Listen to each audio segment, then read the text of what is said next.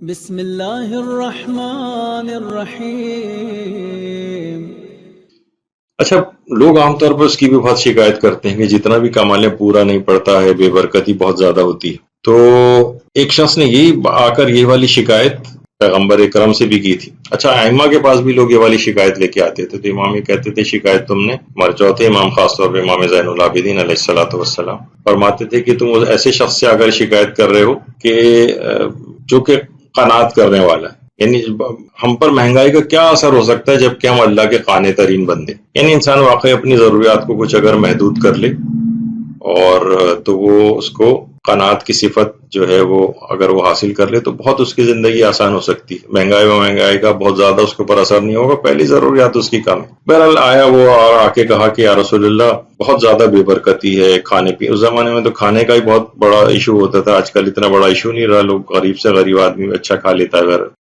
تو پیغمبر نے اس سے ایک جملہ ارشاد فرمایا کہ تم آیت الکرسی کی تلاوت سے کیوں غافل ہو، اور کہا کہ اس آیت الکرسی کو جس طعام اور غذا کے اوپر پڑھا جائے گا اور کھانے کی چیز پر پڑھا جائے گا تو اللہ اس غذا اور طعام میں برکت پیدا کر دے گا۔ خواتین بھی گھر کے کھانوں کو پکاتے وقت اس پر آیت الکرسی پڑھ دیا کریں تو ایک برکت کا باعث بھی ہوگا، اور کھانوں کے ذریعے بھی آپ کو پتہ ہے کہ ہمارے کتنی بیماریاں کھانوں سے پھیلتی ہیں، خاص طور پہ باہر کے جو کھانے وغیرہ ہوتے ہیں، تو اس سے پہلے آیت الکرسی کی تلاوت اگر کی جائے، اور ایک روایت کے مطابق اگر سورہ قریش کی تلاوت کی جائے تو کھانے کے مضر اثرات سے وہ شخص محفوظ ہو جائے گا۔ تو کھانے کے اندر بہت سارے مضر چیزیں بھی اس کے اندر جا سکتی ہیں، جراثیم جا سکتے ہیں۔ تو بہرحال اور دوسرا اس کا فائدہ ہے کہ اس لحاظ سے یہ بھی ہوا کہ غذا اور طعام میں برکت آ جائے گی، خاص طور پر گھر میں کوئی دعوت کر رہے ہیں، مہمان زیادہ آ گئے یا کوئی بھی ایسا مسئلہ ہوا تو کھانے میں برکت کے حوالے سے اور طعام میں برکت کے حوالے سے، روزی میں برکت کے حوالے سے آیت الکرسی کی تلاوت۔ اچھا، اسی طرح سے اتنی یعنی واقعتاً اتنی بعظمت ہے کہ تفسیر نور الثقلین کی جو پہلی جلد ہے اس میں حضرت ابو ذر غفاری رضی اللہ تعالیٰ عنہ فرماتے ہیں کہ مسجد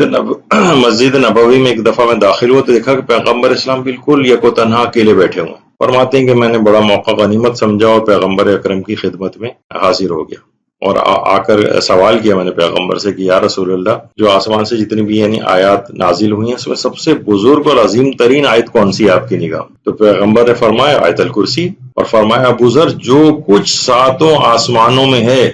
وہ کرسی کے مقابلے میں اس طرح سے ہے جیسے بے آب و گیا صحرا کے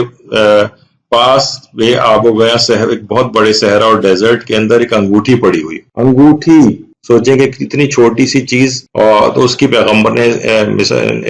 اکرم نے کیا مثال دی، یعنی ساتوں آسمانوں کے مقابلے میں، یعنی سمجھے ایک لحاظ سے گیلیکسیز جو ہیں اس میں اس کے مقابلے میں صرف اتنی چھوٹی سی، تمام چیزیں اتنی چھوٹی اور حقیر ہیں اس کے مقابلے میں آیت الکرسی کے، جس طریقے سے گیلیکسیز میں کوئی انگوٹھی مثلا پڑی ہوئی ہے۔